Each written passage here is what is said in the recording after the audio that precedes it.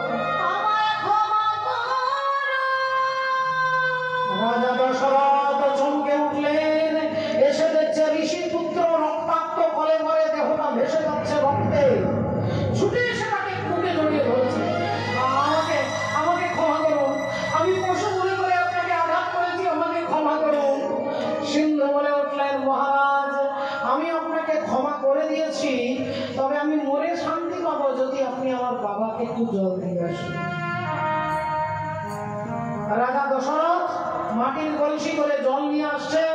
রাজার পায়ের শব্দটাতে অন্ধমুনি বুঝতে পারছে এটা আমার ছেলে নয়। রাজা দশরথ যে হাঁটছে, হাঁটার গতিটাতে বুঝতে পারছে না যে আমার ছেলে নয়, এ ব্রাহ্মণের পদধূলি নয়। কে আপনি? আমি অযোধ্যার রাজা দশরথ। কেন এসেছেন? আপনাকে জল দিতে এসেছি। না, আপনাকে জল দিতে হবে না, আমার ছেলে জল আনতে গেছে, আমার ছেলে এক্ষুনি জল নিয়ে আসবে। রাজা সত্যবাদী রাজা দশরথ হাত জোড় করে বলছে, আপনার পুত্র আর কোনোদিন আসবে না। কেন? আপনার পুত্রকে আমি শব্দভেদী বাণ দ্বারা হত্যা করেছি। কথাটা শোনার সাথে সাথে অন্ধমুনি দেহত্যাগ করলেন। সঙ্গে সঙ্গে তিনি পড়লেন আর দেহত্যাগ করে দিলেন। অন্ধমুনি মারা গেল। অন্ধমুনি স্ত্রী, তিনি অন্ধ। তিনি তখন বলছে, রাজা দশরথ আমাকে ক্ষমা করুন। মা বলে উঠলেন, রাজা আমি তোমাকে ক্ষমা করার চেষ্টা করছি, আমি চেষ্টা করছি, যাও আমার ছেলে যেখানে মরে পড়ে আছে আমার ছেলের মরা দেহটাকে নিয়ে এসো। রাজা দশরথ মৃত দেহটাকে নিয়ে এলেন। মা বললেন, এবার একটা চিতা সাজাও। যে রাজা দশরথ একসঙ্গে 10টা রথকে কন্ট্রোল করে, তিনি ছোট ছোট কাঠের টুকরোগুলোকে তুলতে পারছেন না, এত দুর্বল হয়ে গেছে। অনেক কষ্টে একটা চিতা সাজিয়েছেন। বললেন, এবার আমার ছেলেকে ওই চিতার উপরে তোলো। সিন্ধুকে চিতার উপরে তুলেছে। বললেন, এবার আমার স্বামীকে ওই চিতার উপরে তোলো। অন্ধমুনিকে চিতার উপরে তুলেছে। মা বলে উঠলেন, এবার আমাকে ওই চিতার উপরে তোলো। মাকে তুলেছেন চিতার উপরে। মা বলে উঠলেন, রাজা দশরথ তুমি একটা আমার ছেলেকে মারোনি, আমার ছেলেকে শুধু তুমি মারোনি, তুমি আমার স্বামীকেও মেরেছ, তুমি আমাকেও মেরেছ। তাই আমিও দেহ ত্যাগ করব, আমার দেহটাকে চিতার উপরে তুলে দাও। রাজা দশরথ, আমি অনেক চেষ্টা করেছি, আমি বারবার চেষ্টা করেছি তোমাকে ক্ষমা করতে, কিন্তু যে অন্তর জ্বালায় আমি জ্বলছি, যে ব্যথা আমি পেয়েছি, এই ব্যথাটাকে কিছুতেই বলতে পারছি না রাজা দশরথ। তাই তোমাকে আমি অভিশাপ নিয়ে যাচ্ছি, যে পুত্র শোক তুমি আমাকে দিলে, একদিন এই পুত্র শোকে তোমার মৃত্যু হবে।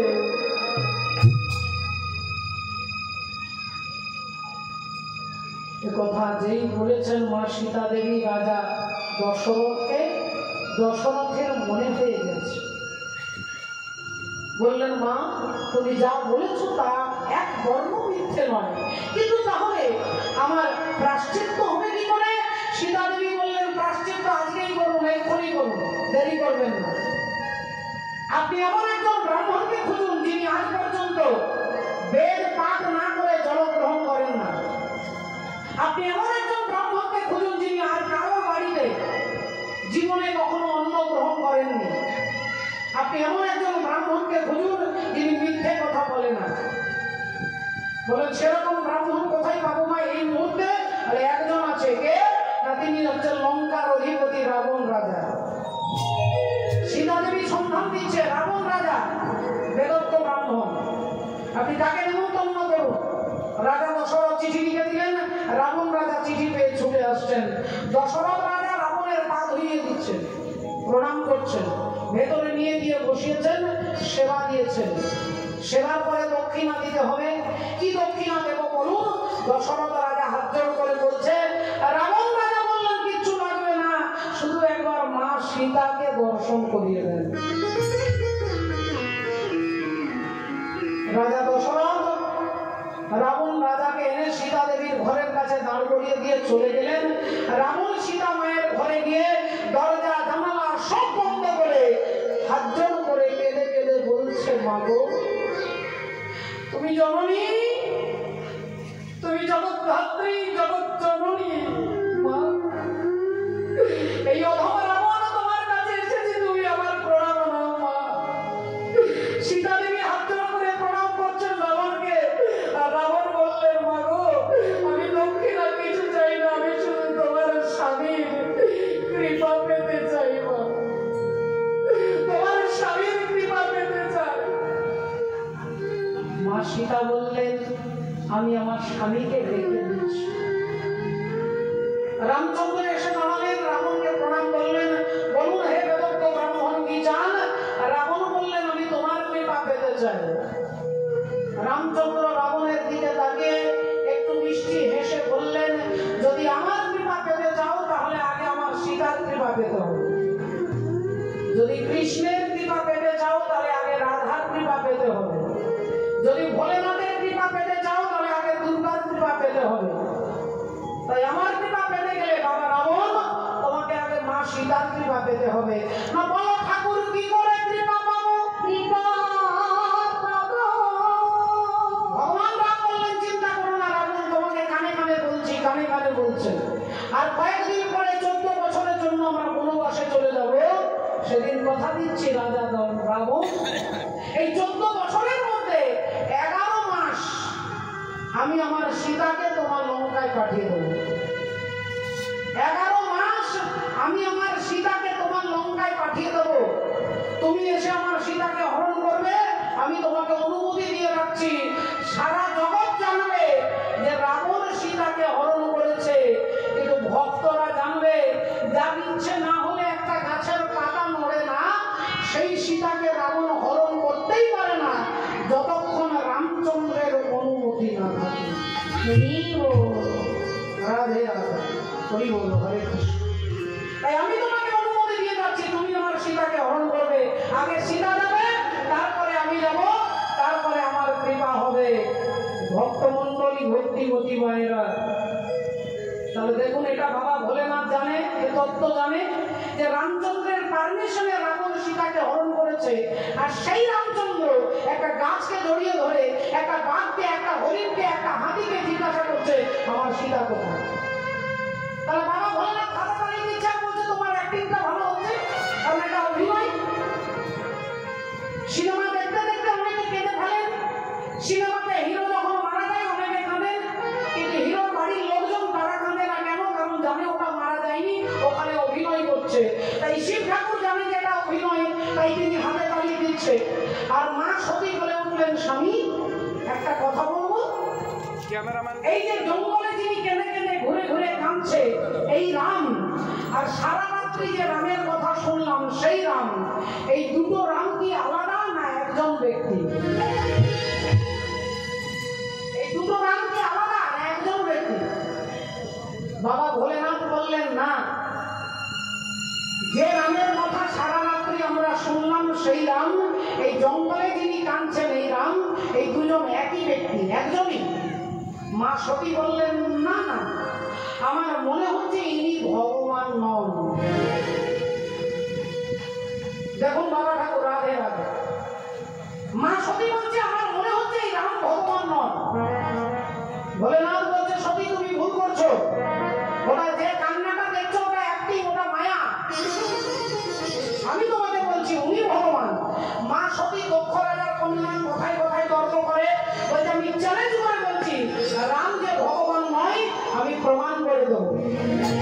রাম যে ভগবান নন, রাম যিনি ভগবান হবে, ভগবান হলে অন্তর্যামী হবে, আর অন্তর্যামী হলে তিনি জানতেন যে তার সীতাকে রাবণ নিয়ে গেছে। আর যদি তিনি জানতেন তাহলে গাছকে জিজ্ঞাসা করছে কেন, হাতিকে জিজ্ঞাসা করছে কেন? তাহলে আমার মনে হচ্ছে ইনি অন্তর্যামী নন, ইনি ভগবান নন। আমি চ্যালেঞ্জ করে বলছি, আমি তোমার রামের কান্না বন্ধ করে দেব। ভোলেনাথ দেখলেন একে বোঝানো যাবে না, একে মায়াতে ধরেছে, একে মায়াতে ধরেছে।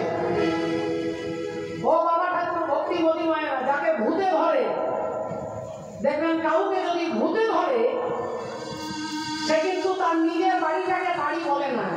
কোথায় থাকিস? ওঝা যখন জিজ্ঞাসা করে বলে ওই শিমুল গাছের মাথার উপরে, তাল গাছের মাথার উপরে থাকি, ওই শ্যাওড়া গাছের মাথার উপরে আমি থাকি। তোর নাম কি? অন্য নাম বলবে। তখন যে আমার নাম চৈতালি, আমি কিন্তু চৈতালি বলবো না, তখন ওই ভূতটার নাম বলবো। তাহলে ভূতে ধরলে সে তার নাম ঠিকানা সব উল্টো পাল্টা বলবে। আর মায়া যখন কাউকে ধরে, দেবর্ষি নারদ ভগবান কৃষ্ণকে বলছে, ঠাকুর তুমি বলেছো তোমার মায়া নাকি বিরাট বিচিত্র ব্যাপার। নারদ মুনি ভগবানকে বলছে, ঠাকুর তোমার মায়াটা আমাকে আজকে একটু দেখিয়ে দাও, একটু দয়া করে দেখিয়ে দাও। আমি তোমার মায়া দেখতে চাই। ভগবান বললেন, নারদ আমার মায়া দেখতে চেও না, এই বিশাল বিচিত্র। নারদ মুনি বললেন, না না না, আমাকে তুমি দেখিয়ে দাও, আমাকে তোমার মায়া কিছু করতে পারবে না, তুমি দেখিয়ে দাও। ভগবান বললেন, ঠিক আছে তাহলে অন্য একদিন দেখাবো, আজকে আমি একটু বেড়াতে যাচ্ছি, রথে চেপে একটু বেড়াতে যাবো, তুমি কি আমার সঙ্গে যাবে? নারদ মুনি বললেন, ঠিক আছে চলো ঠাকুর। ভগবানের রথে চেপেছে, ভগবান রথ চালিয়ে নিয়ে যাচ্ছে। চলতে চলতে চলতে একটা সুন্দর গ্রামে রথটা দাঁড়িয়ে গেছে, চারিদিকে সুন্দর গাছপালা, ফুল ফল। নারদ মুনি বললেন, প্রভু এরকম গ্রাম তো কোনোদিন দেখিনি। ভগবান রথ থেকে নেমে একটা গাছের তলায় বসে নারদকে বললেন, নারদ যাও তো একটু জল নিয়ে এসো। নারদ মুনি বললেন, এক্ষুনি নিয়ে আসছি। একটা কমণ্ডল হাতে নিয়ে দেবর্ষি নারদ গ্রামের ভেতরে ঢুকেছে। কিছু দূর যেতেই দেখছে একটা সুন্দর কুয়ো, আর কুয়োতে অনেক যুবক, অনেক যুবতী রাজকন্যা জল নিতে এসেছে। নারদ মুনি গিয়ে কমণ্ডলটা বাড়িয়ে দিয়ে বলছে, একটু জল দেন তো। আর উনি রাজকন্যা যেই নারদের দিকে তাকিয়েছে, নারদ মুনি অভিভূত হয়ে গেছে। কি সুন্দর দেখতে, হ্যাঁ কি সুন্দর দেখতে। বলেন, আমি তোমাকে বিবাহ করতে চাই। যুবতী কন্যা বললেন, আমার মালিক হচ্ছে আমার বাবা। দেবর্ষি নারদ তার বাবাকে এসে বলছে, আমি আপনার মেয়েকে বিয়ে করতে চাই, আমি নারদ। রাজা বললেন, দেবর্ষি নারদ যখন আমার মেয়েকে বিয়ে করতে চাই, এর থেকে আর আনন্দ কি হতে পারে? নারদ মুনির সঙ্গে বিবাহ দিয়ে দিলেন। বিবাহ দিয়ে দিলেন। 2 বছর পরে একটা ছেলে হলো, আর 2 বছর পরে একটা মেয়ে হলো। শ্বশুর মশাই মারা গেল, নারদ মুনি রাজা হয়ে গেলেন। সিংহাসনে নারদ বসেছেন, কিন্তু সেই মুহূর্তে তার পাশের রাজ্যের রাজা, সেই রাজাকে নারদ মুনিকে আক্রমণ করতে আসছে। খবরটা নারদ মুনি পেয়ে গেছে। অমনি সঙ্গে সঙ্গে বউ ছেলে মেয়েকে নিয়ে আর নারদ রাজ্য ছেড়ে চলে যাবে। ছুটতে ছুটতে পালিয়ে যাচ্ছেন, ছুটতে ছুটতে ছুটতে রাত্রি থেকে সকাল হয়ে গেল। দেখলেন একজন মাঝি নৌকো নিয়ে বসে আছে। নারদ মুনি বললেন, হে এই যে মাঝি, আপনি আমাদের পার করে দিন। মাঝি বললেন, আসুন তাড়াতাড়ি আসুন। স্ত্রীকে সঙ্গে নিল, ছেলেকে নিল, মেয়েকে নিয়ে নারদ মুনি নৌকোয় চেপেছে। নৌকো চলতে চলতে চলতে মাঝ গঙ্গায় নৌকো টলমল করছে। টলমল করতে করতে তার স্ত্রী জলে পড়ে গেছে। যেই স্ত্রী পড়ে গেছে, উনি ছেলে মা বলে ঝাঁপ দিয়েছে, ছেলেও জলে পড়ে গেছে। আর ছেলে যখনই পড়েছে তখন মেয়েও ঝাঁপ দিয়েছে। আর সবাই যখন ঝাঁপ দিয়েছে, দেবর্ষি নারদও ঝাঁপ দিয়েছে। একবার স্ত্রীকে ধরছে, তখন বলছে, ছেলে বলছে, বাবা আমাকে বাঁচাও। যখন ছেলেকে ধরছে তখন মেয়ে বলছে, আমাকে বাঁচাও। যখন মেয়েকে ধরছে তখন স্ত্রী বলছে, আমাকে বাঁচাও। কাকে বাঁচাবে কাকে না বাঁচাবে ভাবতে ভাবতে 3 জন ডুবে হরিবোল হয়ে গেছে। নারদ মুনি কোন রকমের সাঁতার দিয়ে পারে এসে হাঁটুর ওপরে মাথাটা রেখে কপাল চাপড়াচ্ছে আর বলছে, ঠাকুর তুমি আমার এত বড় সর্বনাশ করলে, এত বড় সর্বনাশ করলে।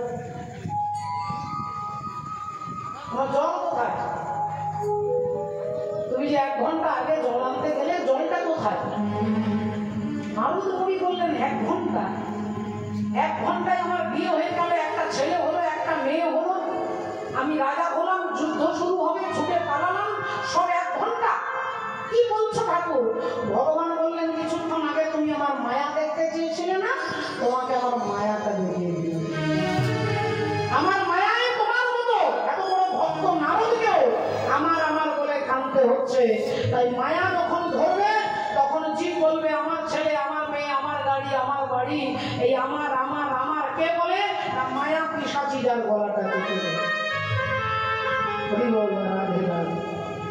শ্রদ্ধেয় ভক্তমণ্ডলী, ভক্তিমতী মায়েরা, তাহলে একটু লক্ষ্য করে দেখুন আছে কত বড় কথা বলছি। হ্যাঁ, ভগবানের মায়া।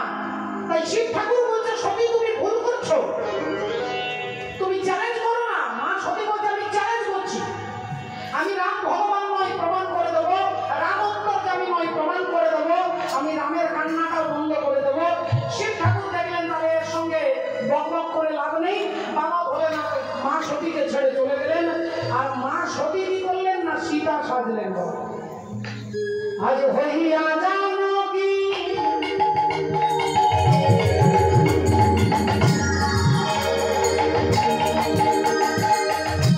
হইয়া জানো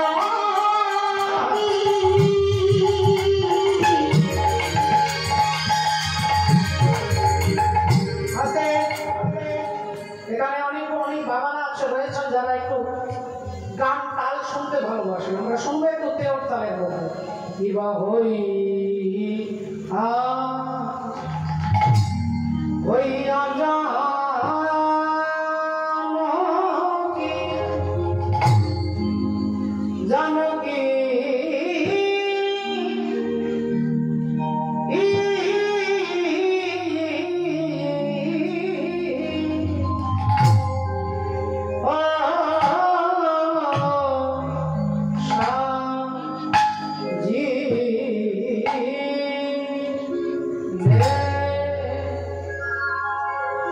সাজিলে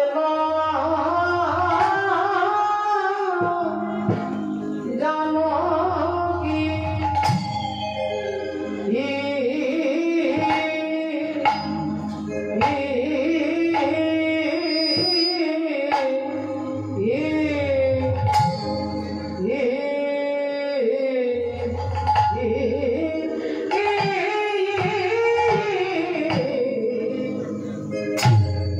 আজ